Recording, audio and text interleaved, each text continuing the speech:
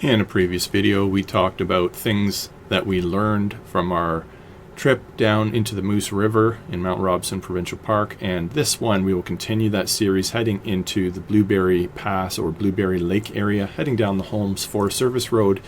We did a day hike recon, and we followed that up with a multi-day trip out here, pulling into the parking area just before the trailhead. Very popular destination for people hiking the Great Divide Trail because it's a popular connection point and resupply for food heading up into Section G, which you can go all the way to Kakwa Provincial Park. Anyways, so this hike was very different from the one on the Moose River. The Moose River was more like a flat but long distances, whereas this one had lots of elevation up into the mountains, down into the valleys, on shale, crossing just, I think, maybe one or two river crossings, not as difficult as the Moose River, but different set of challenges on this one and different things that we learned. So very beautiful area to head into. So many opportunities to do day hikes and multi-day trips in this area. You can go east towards the Mt Robson area. You can go west towards the Kakwa Provincial Park area. And that mountain right there on the other side of the lake is the border between, I believe, Jasper Provincial Park and just in BC. So right up here somewhere, you're looking towards Mount Bess and Mount Chown. Beautiful views and a beautiful area overall. So with that said, let's get into those tips that we want to share in this episode. What did we learn on this particular trip? And with that, let's get into the first tip. All right, guys, so tip number one is prepare for broken gear. Probably sounds very obvious, but let's talk about that a bit. You know, often we think about first aid, and of course I bring a first aid kit, but think of this like first aid for everything other than, you know, an emergency bodily item. So as I get into this topic, you got to be careful not to overreact or underreact. You have to understand your situation. So first point on this, I would say, is protect critical gear inside of your backpack. Put it in your backpack. Things like water filter, sleep system, cook system, food, things like that. Don't hang critical pieces, you know, on carabiners on the outside of your pack. I had that happen on my first trip into Kakwa, and I lost my sleeping bag. I lost my water filter. Luckily, I went back and found it. It was close by, but put critical gear in the pack. Don't mess around with that.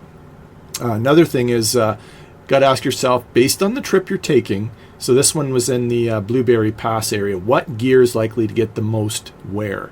You know, are you scrambling up mountains, lots of water crossings? Is it a snowy trip? Are you bushwhacking a lot like in Kakwa?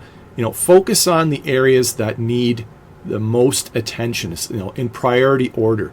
And that's what I mean by prioritizing. Don't overreact and don't underreact. You know, are your snowshoes going to get the most wear? Are your hiking boots going to get the most wear? Be creative. Bring multi-purpose repair materials. Things that can serve multiple purposes will save weight. You know, I wrap duct tape around my hiking poles, my trekking poles. A lot of people do that. And because of that, it is kind of like free weight. It's just on the pole. I don't even notice it. And I do quite a bit. And I can use that to repair boots and all kinds of stuff. Sewing and tear patch kits for your tent, for your jackets, anything like that. It's pretty important. Waterproof glue. You know, if your boots start coming apart and you weren't expecting that, your sleep system needs to be repaired. Maybe some holes from the fire kicked up on your sleep system or your jacket or something, and you need a patch kit. Animals could get to your gear. Check your critical gear each day. Make that a goal each day, maybe at the end of the day, beginning of the day, or both. Get early warning signs that something's starting to fail so that you can address it before it's critical. Share things like maybe your cook system, right? If you both bring one, you can share it if one fails, right? Your water filter, you both should bring one. If one fails, you have the other one there. Both of you should bring bear spray. We actually had Gerald on the Moose River trip. His bear spray broke. First time that's ever happened. So each of you needs certain equipment for yourself, and don't skimp on that. If firewood is critical, like if it's a winter trip, both of you should bring saws in case one fails, because that could kill the trip and put you in danger. understand the weather's impact on your gear. If there's a lot of water crossings, your socks, your footwear, your shoes are going to wear a lot faster. Hot temperatures are going to stress your water filter more often. Hot temperature is going to mean that you need to cover your body. You're going to need a hat. You're going to need to cover your skin from that sun that's just bearing down on you in 30 degrees Celsius temperatures, right? Sunglasses could be important. Maybe you'll get migraines and stuff like that. For us on this trip on the Blueberry Pass, our boots, both of us, we went through these rocky areas, really big boulders, really steep sections. On this specific day, both of our boots failed. On the bottom tread, it started to come apart on the tread. We both made warranty claims to Solomon, and both of us got new boots for that because it was within the 2-year warranty period. But meanwhile, when you're out there, your equipment's failing, so we put some duct tape and did whatever we could. But after that, we bring waterproof glue, just a small little bit in our emergency kit, little bit of glue for the boots in case something like that happens. So that's tip number 1. So tip number 2 is know when to change plans. There's a lot of factors that can affect this, but you really need to have the right mindset on this one because there's so many things that can cause problems for you, and if you haven't decided at the right time, then things can get pretty hairy. Forest fires, if you start to see forest fire smoke close by, that can change. Even if it's kind of far away, that'll change the forecasted weather in your area. We've seen that on different backpacking trips. And that, to some degree, that happened on our trip up the Blueberry. And the terrain. So you might kind of pre-plan, look at satellite views and stuff, and the terrain might be very different in person than what you expected. Could be very steep, more steep than you thought. It can be very deep.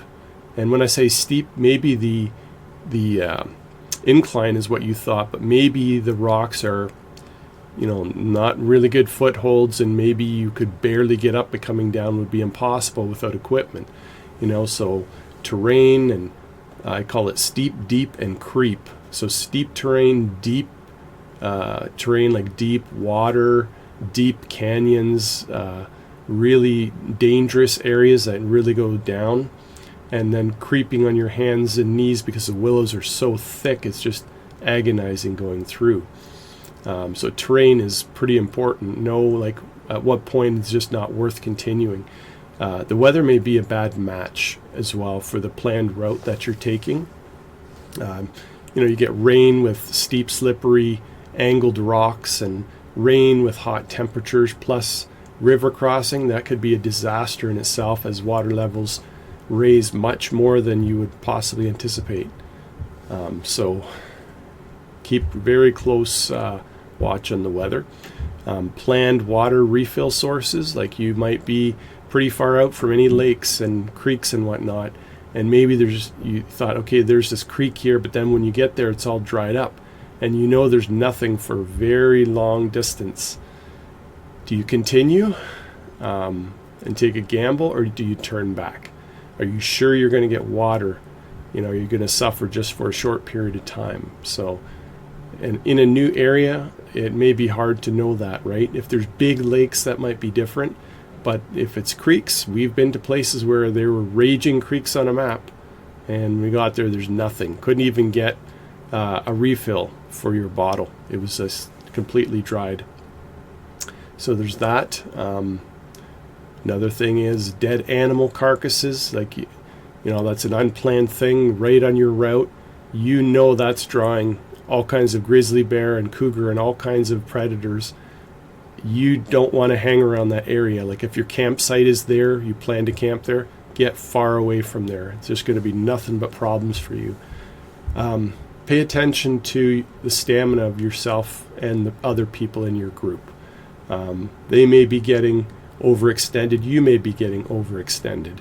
And that, when that happens, that can lead to injury very easily. If you, kind of force yourself to complete the plan, but you're really running out of energy, that's when mistakes get made. So make sure that you have the right, and not just yourself, like you might be feeling great, but remember, if you're with a group, you have to look at everyone, right? You're looking out for each other. So pay attention to that. Hiking in the dark is another one, and it's okay to do on a trail. But when you're bushwhacking or you're near cliffs or glaciers or fast running water, you could get lost or you could get injured in those areas. You could lose your life. So just make sure that you find yourself in, coming to one of these situations, maybe it's time to turn back. Another one is critical gear fails. So like, your tent gets destroyed somehow. Maybe a bear eats it or whatever happens. When a tree falls on it, it's completely destroyed. Your sleep system gets ruined. You run completely out of food. Maybe a bear somehow gets into your food and there's nothing left, and you have 4 more days on your trip. Or your hiking boots start to fall apart and you don't have the equipment to repair it. Well, that might be the time to say it's time to turn around. So for us, when it came time to turn around on the Blueberry, here's a couple examples. We were hoping to get up to the Rest Haven Glacier, one of our goals, kind of a stretch goal. We knew it could be pretty tough, but from a distance, kind of looked like, oh yeah, we could probably get up that little hump. Didn't look too bad, but as we got right up close, this became basically rock climbing. It was very steep terrain, very jaggedy rock formations, and it just was not the level of climbing that was what we were planning for. So we said, okay, we're not going any further there, and we turned around from checking out the glacier. It just wasn't worth the risk of injury. Again, maybe we would have gotten up, but coming down would have been possibly catastrophic, right? In those steep conditions, no ropes, no equipment, it could be pretty bad. The other one was when we went up the Perseverance route, and that one, we went into Mount Holmes, the lake there at the base of Mount Holmes, and we could have backtracked like we kind of originally thought, but we said, we think we can get around the other side of the mountain. So this wasn't a negative change of plans, but just kind of looking at terrain and looking at things, we thought, hey, let's discover something new. If for some reason we get cliffed out or something, not a big deal. We have lots of time in the day. We know how to backtrack, and we're just going to try this other route. And the new route ended up working great, and we discovered a new way to get around that part of the Perseverance route. So that was kind of cool. And then, of course, the last item was, what did we change?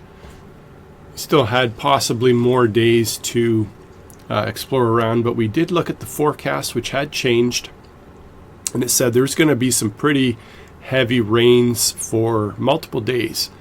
And we thought, you know what, why would we just sit around in a tent for days and do nothing? That's just not worth it. So what we ended up doing was we just called it. Everything was great. We had enough good experiences, and we just packed out. And the moment we touched the truck, it started downpouring. So that was a happy decision that we made. So know when to change plans. Let's move on to number 3. Moving on to tip number 3, that would be don't bring too much food. Now I say that because you're more often to bring too much food than not enough food, I find. Or I guess it depends on you and your eating habits. But for me, that seems to be the problem. So figuring out the right amount of food, because that's a pretty important thing. So as we think about the kind of food that you bring, not bringing too much or too little, bring food that you actually like. Can see from this little video clip here of all different kind of brands of types of dehydrated foods and whatnot. You might be limited to what you can get, but for dehydrated foods based on the area you live in. But honestly, try out the foods before you go out into the backcountry.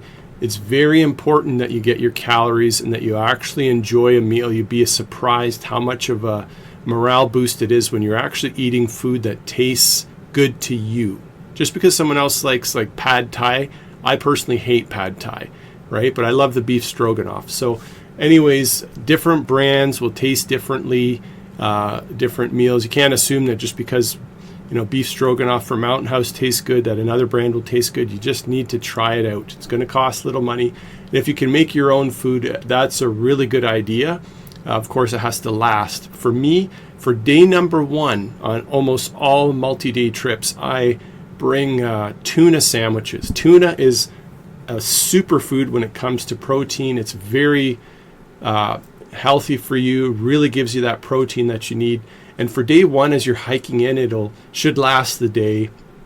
If you really need to, you could pack it with maybe a few ice cubes or something to keep it cooler, cool packs, whatever.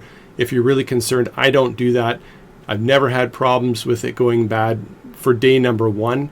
And I'll pack breakfast, lunch, and dinner, or at least lunch and dinner with those tuna sandwiches.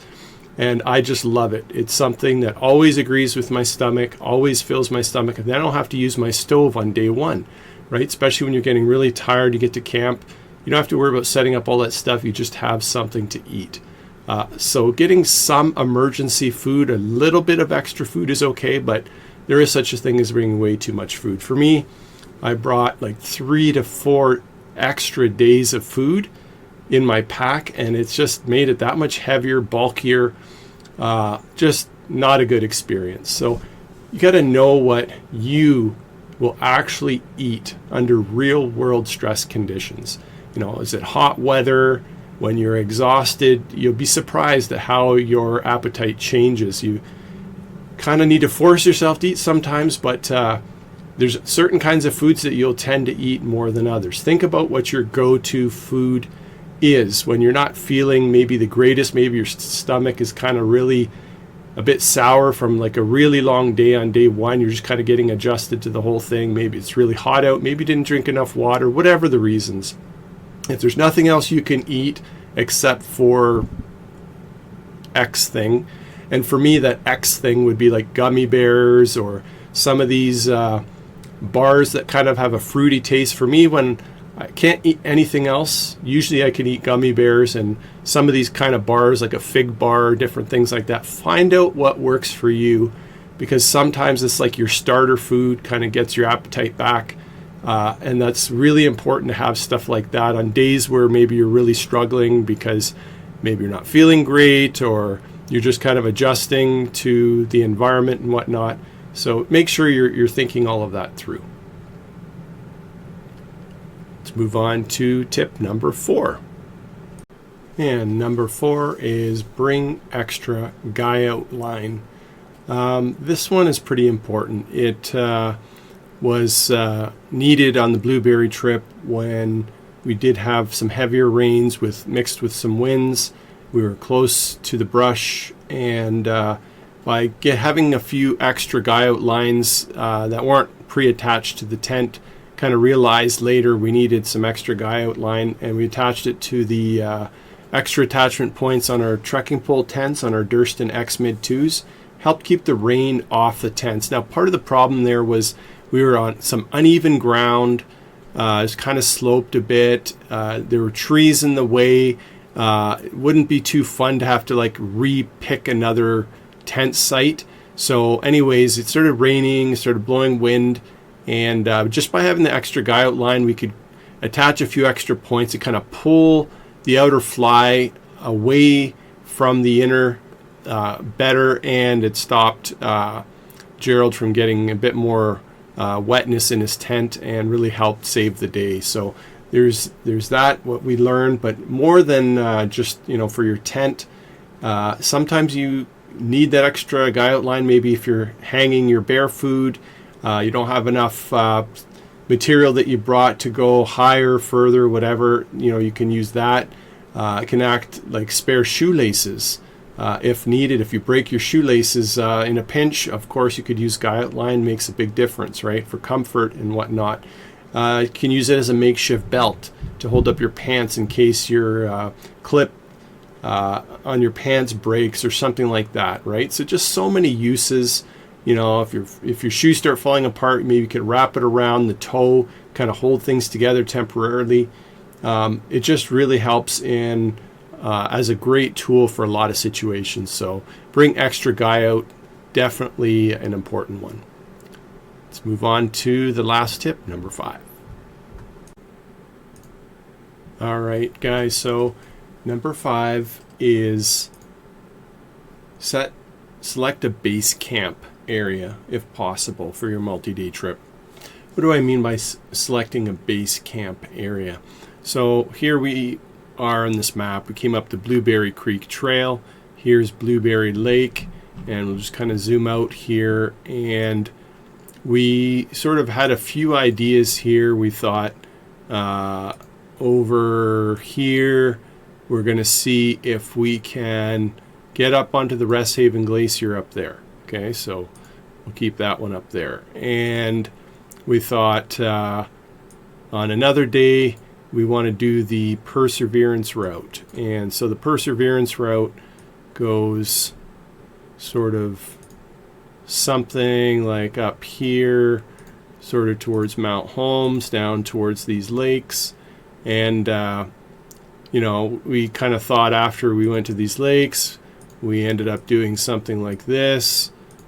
Try not to come back the way we came, and just sort of explore things and come back here. So this was like, I think day number 3.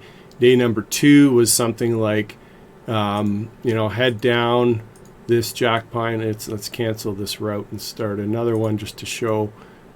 So day number 2 would be like head down here to the Jack Pine Pass on the GDT, and then, you know, something like bushwhacker way up the mountains here somewhere, and get up here, and let's just see, you know, can we get up onto the glacier up here, right? So if you end up just like bringing your full 35 to 45 pound pack everywhere you go, that's going to be pretty tough to do all the stuff that you want. So what we ended up doing was we went ahead and set up sort of a centralized base camp somewhere down here. Okay, so there's our base camp. And so day number 1, we went sort of down right here, central spot. Day number 2, we kind of left our tent and sleep system and all that there, and head down here and see, can we get up there, come back. You know, we knew that was going to take a day. It's a big day there, lots of distance, lots of elevation, and, you know, maybe we'll explore more things. You just never know how it's all going to go. Plus, we had a creek crossing down here, so, you know, less items to bring with us. And then we still, on the day number 3, we left base camp there. We came up here. We kind of walked this ridge line here, ended up going over here to the base of Mount Holmes, and again around and all that. And that was like, again, lots of kilometers each of those days, and came back to base camp. So if you can do something like decide, you know, the goals that you have for your trip, set up maybe like a central place where you set up your camps. You don't always have to set up and tear down. I know you can't always do that when you're doing a through hike, or when you're doing a big loop where you're really not going to be anywhere near that campsite, and you know, maybe you're heading towards Kakwa and you can't do it. That's different. But if possible, you know, even if it's like for a couple days, you can set up a central camp, because you're going to explore the area and do multiple things. It's just going to save all that weight carrying all the time, and you're going to have a great time able to climb more elevation, see more things, have more energy, and it really worked out well for us on the Blueberry trip. We're really glad we did it. So that is tip number 5. Well, I hope that these tips were of benefit to you, that they gave you some food for thought, and keep watch for other future videos where we talk about things we learned from other multi-day trips. And if these videos are helping, please click that like button, maybe subscribe to the channel. And if you haven't anything to share, please put that down in the comments. It helps everyone who checks it out. Anyways, thanks for watching the video, and catch you in the next one.